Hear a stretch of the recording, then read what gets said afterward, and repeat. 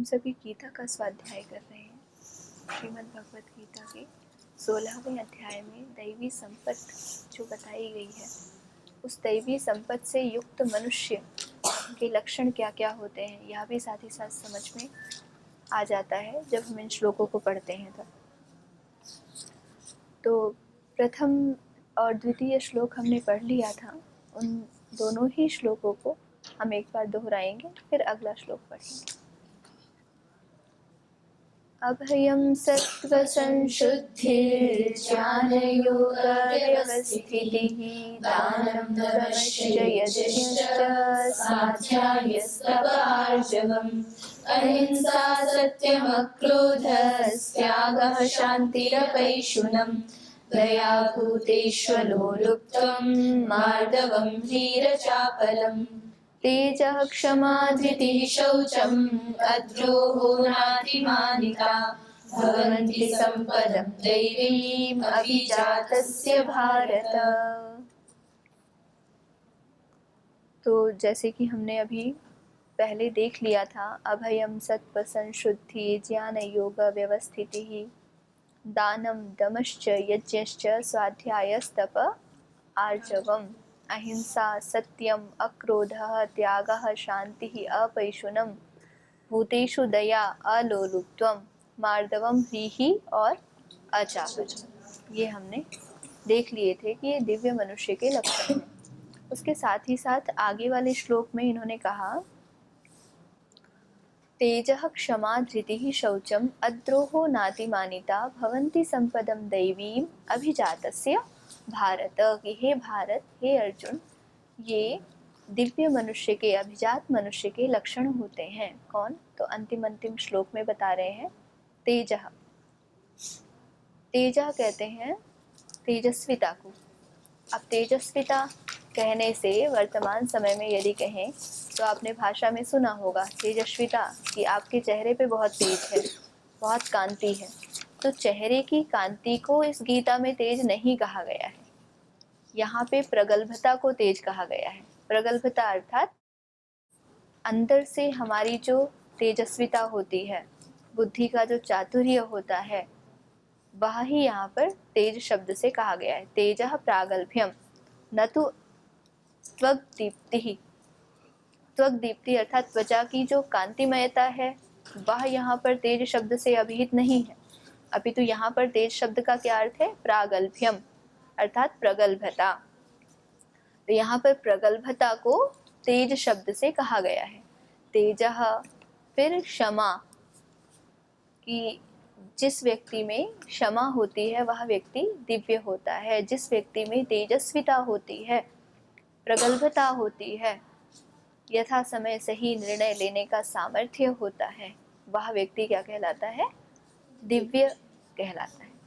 इसी प्रकार से कह रहे हैं कि क्षमा, क्षमा किसको कहते हैं? सहन करने का सामर्थ्य। ठीक है, क्षमुष सहने, इस धातु से क्षमा शब्द बनता है। तो क्षमा करना अर्थात जैसे कोई हमारा अपमान करे, कोई हमें गाली दे, कोई हमारा प्रतिकार करे, हमें परेशान करे, ऐसा करने पर भी मन में उसके प्रतिकूल भावों का न उत्पन्न होना क्षमा कहलाता है। और भाव यदि उत्पन्न हो जाएं और उनको रोक दिया जाए तो उसे हम अक्रोध कहते हैं। हमने कल अक्रोधा भी देखा था ना। तो अक्रोध का मतलब क्या था? वहां पर क्रोध ना करना। क्रोध ना करना का मतलब है कि किसी ने हमें अपशब्द कहे और हमारे मन में वो भाव उठे भी, उसके विपरीत भाव उठे कि मैं भी उसे कह दूं, लेकिन उन भावों को रोक लेना, ये तो कहलाता है अक्रोध। और किसी के प्रतिकार अपमान करने पर भी उसके विपरीत या बदले के भाव उत्पन्न ही ना हो, उसको कहते हैं क्षमा। तो तेज से युक्त मनुष्य जो है वो दिव्य मनुष्य होता है। जो क्षमा से युक्त मनुष्य है, जिसने अपने आंतरिक जीवन को इतना बलशाली बना लिया है कि यदि कोई उसे अपमानित करे, सम्मानित करे, कुछ भी करे, गाली आदि दे, अपशब्द कहने पर भी उसके मन में कोई भी विकार उत्पन्न नहीं होता, तो वह क्षमाशील मनुष्य कहलाता है। और क्षमाशील होने के कारण से उस मनुष्य को दिव्य मनुष्य कहा जाता है। समझ रहे हैं? तो तेजः क्षमा, फिर अगली पंक्ति में क्या बताया हुआ है? धृति ही। धृति आपने काफी सुना होगा ना। धृति कहते हैं धारण करने वाली शक्ति को। अब जैसे हमारी इंद्रियां काम करते करते थक जाती है, आँख, नाक, कान, जिह्वा, त्वक, ये जो ज्ञानेंद्रियां हैं, ये भी तो अपने अपने विषयों से युक्त होते होते इनको थकान होती है ना, फिर आलस्य आता है। और जब आलस्य आता है, उस आलस्य को हटाने वाली जो शक्ति है उसे धृति कहा गया है। धृति किसे कहा गया है? कि हमारी इंद्रियों के विषयों में युक्त होने के बाद में जो थकावट आती है, उस थकावट को दूर करने की जो शक्ति है, उसको हटाने वाली जो अंतःकरण की वृत्ति है, उस वृत्ति को ही धृति कहा जाता है। तो तेजः क्षमा धृति ही। अब ये तो सीधी सी बात है, कोई भी मनुष्य कार्य करेगा तो थकान तो आएगी, लेकिन क्या थका हुआ ही पड़ा रहता है कोई मनुष्य? हम सब, आप, क्या हम हमेशा थके हुए ही पड़े रहते हैं? वो थकान दूर भी तो होती है। तो जो थकान जो है वो जिस वृत्ति से दूर होती है, वह वृत्ति धृति है।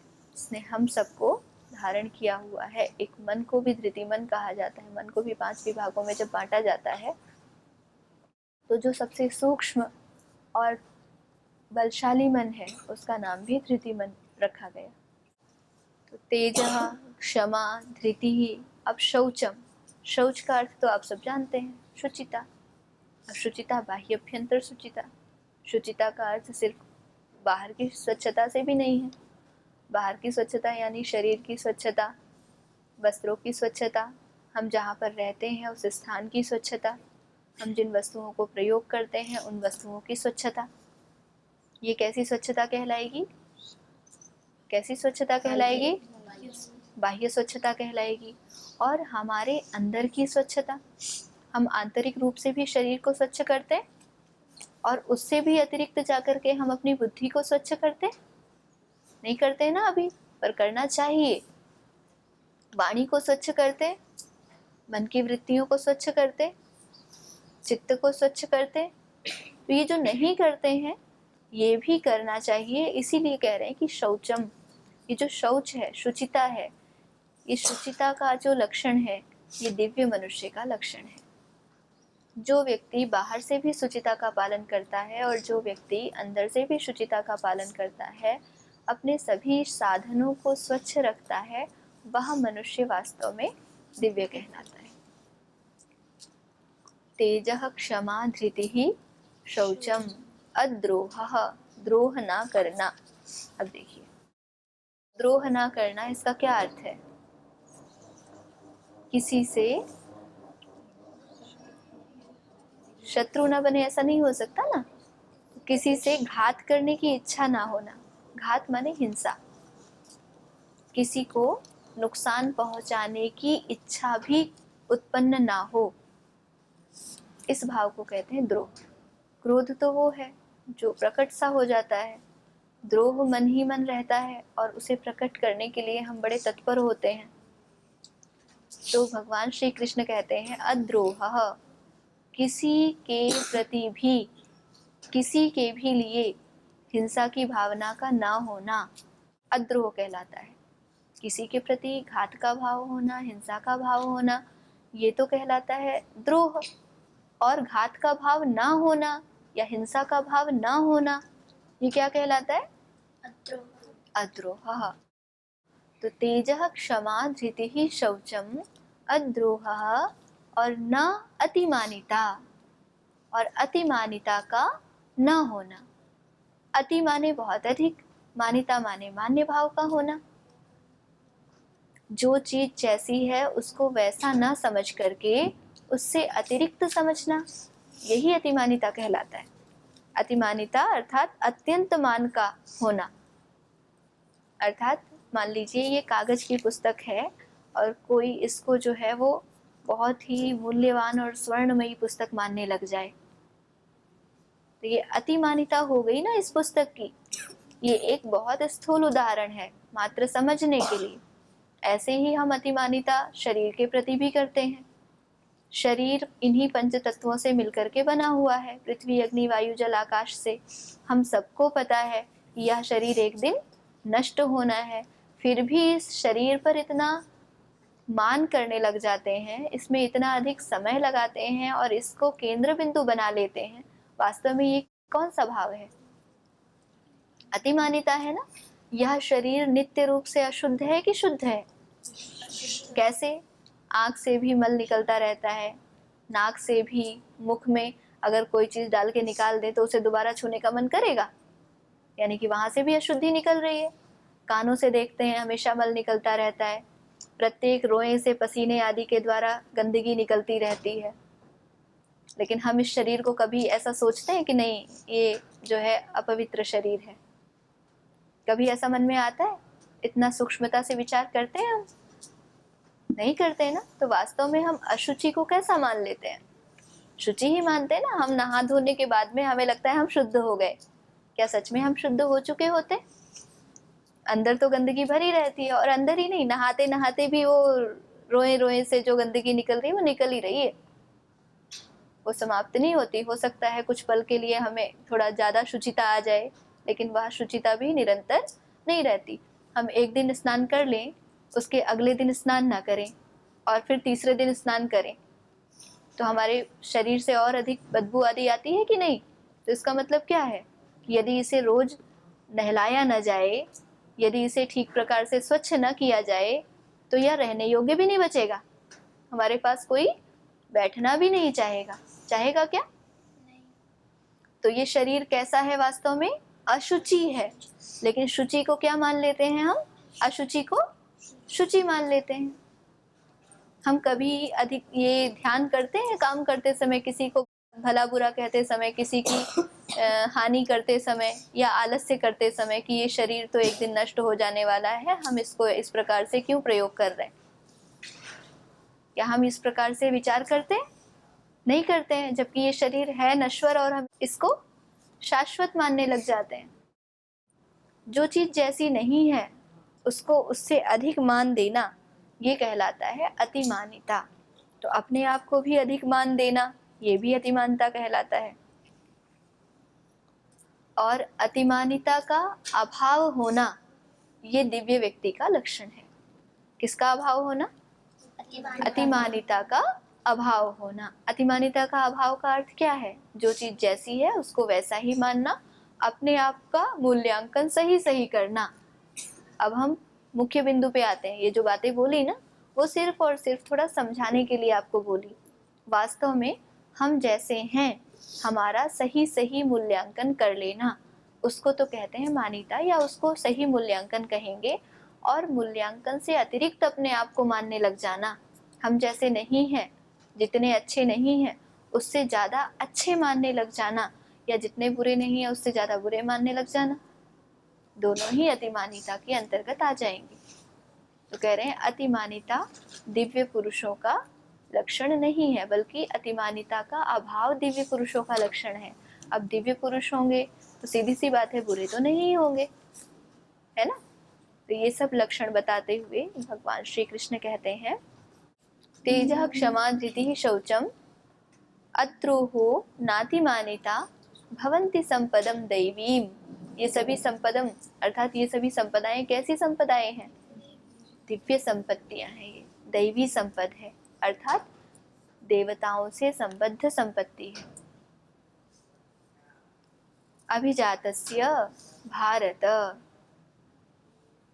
हे भारत, दैवीम अभिजातस्य, जन्म लिए हुए मनुष्य के प्रति ये सभी संपत्तियां जो है वो कैसी हैं? दैवी संपत्तियां हैं। और इन संपत्तियों से युक्त मनुष्य को ही दिव्य संपत्ति कहा जाता है। भवन्ति संपदम दैवीम अभिलक्ष्य जातस्य, अर्थात जन्म लिए हुए मनुष्य को अभिलक्ष्य करके, यानी उसमें ये संपत्तियां होती हैं, ये लक्षण होते हैं। तो अब एक ओर से यदि हम गिने तो दिव्य मनुष्य में कौन कौन से लक्षण होते हैं? अभयम, सत्व संशुद्धि, ज्ञान योग व्यवस्थिति, दानं दमः यज्ञः स्वाध्यायः तप आर्जव अहिंसा सत्य अक्रोध त्यागः शान्तिः अपैशुनः दया भूतेषु अलोलुप्त्वं मार्दवम् अचापलम् तेजः क्षमा धृतिः शौचम अद्रोह नातिमानिता। तो कितनी हो गई? षड्विंशति अभूवन। तो 26 गुण इन्होंने बता दिए और ये सब के सब गुण जो हैं ये दिव्य मनुष्यों में पाए जाते हैं। जिसमें जितने अधिक गुण पाए जाते हैं वह उतना ही दिव्य होता है और जिसमें सबके सब गुण आ जाते हैं वह तो पूर्ण रूप से दिव्य मनुष्य होता है। तो भगवान श्री कृष्ण ने हमको ये दैवी संपत्ति बताई। एक बार इन तीनों ही श्लोकों का पुनः पारायण करेंगे। अभयं सत्त्वसंशुद्धिर् ज्ञानयोगव्यवस्थितिः दानं दमश्च यज्ञश्च स्वाध्यायस्तपःआर्जवम् अहिंसा सत्यमक्रोधस्त्यागः शान्तिरपैशुनम् दया भूतेष्वलोलुप्त्वं मार्दवं ह्रीरचापलम् तेजः क्षमा धृतिः शौचम् अद्रोहो नातिमानिता भवन्ति सम्पदं दैवीम् अभिजातस्य भारत। अब दिव्य संपत्ति बताने के बाद में अब क्या बता रहे हैं? अगले श्लोकों में आसुरी संपत्ति बता रहे हैं। आसुरी संपत्ति क्या बता रहे हैं? दम्भो दर्पोऽभिमानश्च क्रोधः पारुष्यमेव च अज्ञानं चाभिजातस्य पार्थ सम्पदमासुरीम्। देखो इतनी सारी दैवी संपत्ति बताई और थोड़े से शब्दों में ही आसुरी संपत्ति बता दी। भगवान श्री कृष्ण ढेर सारे जो गुण बता रहे हैं ना दैवी संपत्ति के, उसके पीछे भी उनका एक प्रयोजन है कि अधिक से अधिक शुभ शब्दों के माध्यम से हम शुभ गुणों को विचार करें, उनका विचार करके उनको धारण कर सकें और हम गलती छोटी सी करते हैं वह अधिक विनाशकारी होती है। जैसे कि एक भवन को बनाने में बहुत समय लगता है। आप देखते हैं ना, एक भवन को बनाने में 1 वर्ष से लेकर के 12, 15, 20 वर्ष तक भी लग जाते हैं जो बड़े बड़े भवन होते हैं उन्हें बनाने में। लेकिन उसी भवन को यदि गिराना हो तो सेकंड्स में गिर जाता है। थोड़े दिन पहले आप लोगों ने न्यूज़ सुनी थी ना, दिल्ली में नोएडा में ट्विन टावर्स को गिराया गया था। कितने सेकंड में गिर गए थे वो और कितनी मंजिल के थे? तो मुश्किल से 10-15 सेकंड में सारे ध्वस्त कर दिए, अच्छी तरह से उसमें विस्फोटक लगा करके ध्वस्त कर दिया। तो याद रखिए किसी चीज़ को बनाने में, प्राप्त करने में बहुत समय लगता है और किसी चीज़ को नष्ट करना हो तो नष्ट करने के लिए अधिक समय नहीं लगता। ऐसे ही हमारे गुरुजी हमको बताते थे पहाड़ पर चढ़ने के लिए तो पुरुषार्थ करना पड़ता है, गिरने के लिए पुरुषार्थ थोड़ी करना पड़ता है। अपना चलना छोड़ दो, प्रयास करना छोड़ दो, गिर तो अपने आप जाओगे। तो इसलिए भगवान श्री कृष्ण भी हमको कह रहे हैं कि इतना सारा पुरुषार्थ यदि कोई करे, इन लक्षणों को प्राप्त करे तो वह दिव्य स्वयं ही हो जाएगा। और वास्तव में मनुष्य जन्म का उद्देश्य क्या है? मनुष्य जीवन में आने का क्या उद्देश्य है?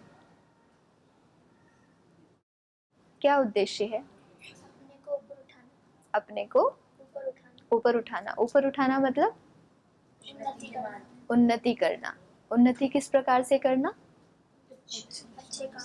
अच्छे कार्यों से। उन अच्छे कार्यों में भगवान श्री कृष्ण ने क्या क्या गिनाए? ये सारी चीजें गिनाई ना भगवान श्री कृष्ण ने। तो अच्छे कार्यों को जब हम करते हैं तो हमारी उन्नति अपने आप होने ही लग जाती है और हमारी उन्नति होने के साथ साथ हमारे आसपास जो लोग रहते हैं वो लोग भी उन्नत होने लग जाते हैं। तो अब ये आसुरी संपत्ति बता रहे हैं। दंभ,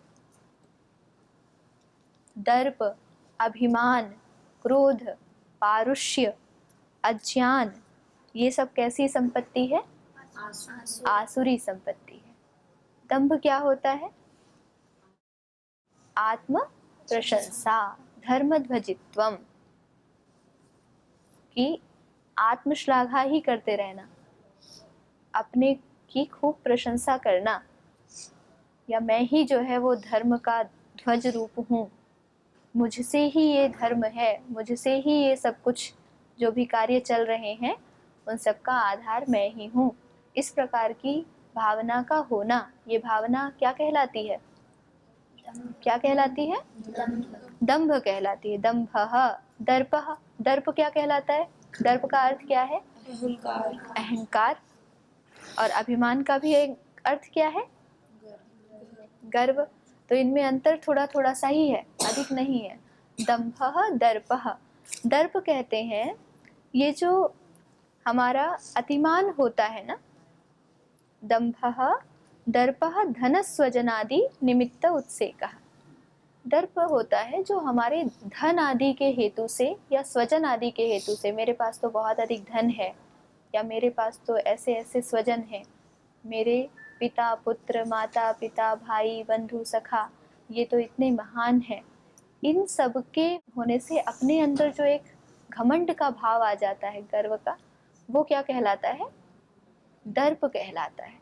तो इसीलिए आचार्य शंकर ने भी लिखा है, धन स्वजन आदि निमित्त उत्सेकः, धन या फिर स्वजन आदि के निमित्त से, स्वयं में तो कुछ हो ना हो उससे कोई फर्क नहीं पड़ता, लेकिन धन के हेतु से अपने आप को बड़ा समझना या उसका घमंड करना, स्वजन आदि के निमित्त से अपने आप को बड़ा समझना, जैसे किसी के घर में कोई राजनीति में हो तो उसके छोटे छोटे बच्चे भी हर जगह दादागिरी करते हैं, उनको क्या लगता है कि मेरे पिताजी तो है संभाल लें, मेरे पिताजी तो इतने बड़े हैं, मेरे भाई या मेरी बहन या मेरी माँ तो इतने ऊंचे पद पर हैं, तो वो चीज़ों का गलत फायदा उठाते रहते हैं। तो इस प्रकार का जो भाव है उसे क्या कहा है?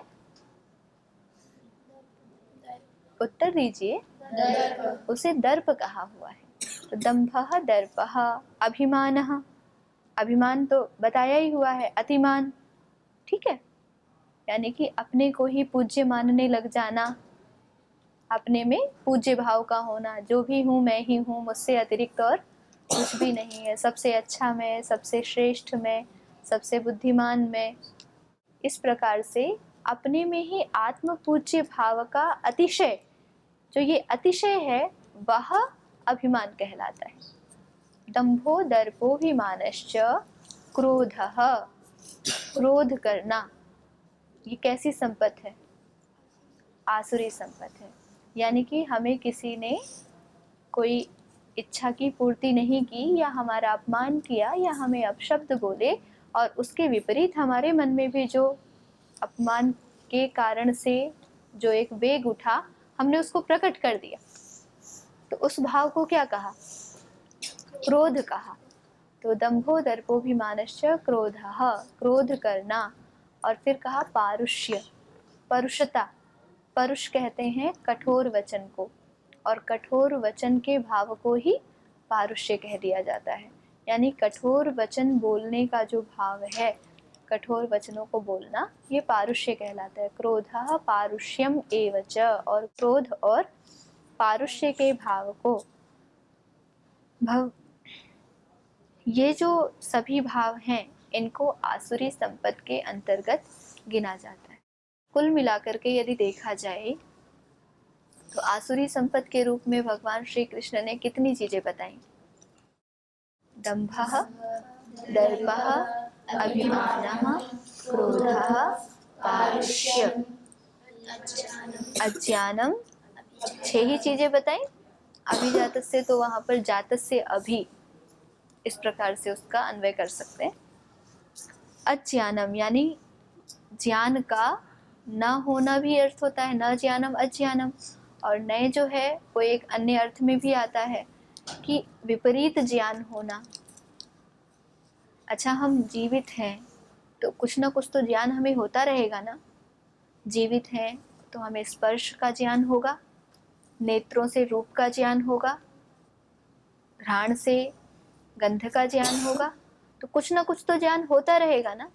तो ऐसा तो हो नहीं सकता कि ज्ञान हो ही ना, कि ऐसा हो सकता है? ज्ञान का ना होना किसका परिचायक है? मृत्यु का परिचायक है। शव जो होता है उसको किसी प्रकार का ज्ञान नहीं होता, शव को चाहे मारो, पीटो, गाली दो, शव उठ करके थोड़ी खड़ा होता है कि तुमने मुझे क्यों कहा। ऐसा होता है क्या? नहीं होता। तो इसका मतलब क्या है कि यदि कोई जीवित है तो ज्ञान तो उसको होगा, और ज्ञान होगा तो ज्ञान का ना होना, यहाँ पर अज्ञान तो हम ले नहीं सकते। तो क्या लेंगे यहाँ पर? विपरीत ज्ञान, अर्थात जो जैसा है उसको वैसा ना जान करके विपरीत जानना, यानी उसको गलत जान जाना, ये क्या कहलाता है? अज्ञान कहलाता है। और ये कौन सी संपत्ति में आता है? आसुरी संपत्ति में आता है। अब अज्ञान के लिए आप लोगों ने सभी ने योग दर्शन तो याद किया ही है। योग दर्शन में अज्ञान का स्वरूप दिखाया गया है अनित्या शुचि दुखानात्मसु नित्य शुचि सुखात्म ख्याति ही अविद्या। अज्ञान और अविद्या एक ही बात है कि नहीं है? तो अविद्या की परिभाषा क्या दी है वहां पर? अनित्य अशुचि दुख अनात्मसु। अनित्य में नित्य को देखना, अशुचि में शुचि को देखना, दुख में सुख को देखना, और अनात्म में आत्मभाव को देखना। ये चार चीजें हैं, इनके सामने चार चीजें लिख करके समझ सकते हैं। अनित्या शुचि दुखानात्मसु नित्य शुचि सुखात्म ख्याति रविद्या। तो अनित्य में नित्य को देखना, जो चीजें अनित्य हैं उनको नित्य मानते हैं, और जब वो चीजें वास्तव में तो अनित्य हैं, जब वो समाप्त हो जाती हैं तो फिर हमको दुख होता है। तो वास्तव में ये दुख किस कारण से हुआ? अनित्य को नित्य मानने के कारण से हुआ। तो इस प्रकार से भगवान श्री कृष्ण के संदेश को हमने आत्मसात किया। आगे का स्वाध्याय हम अगली कक्षा में करेंगे। ओम शांति शांति शांति।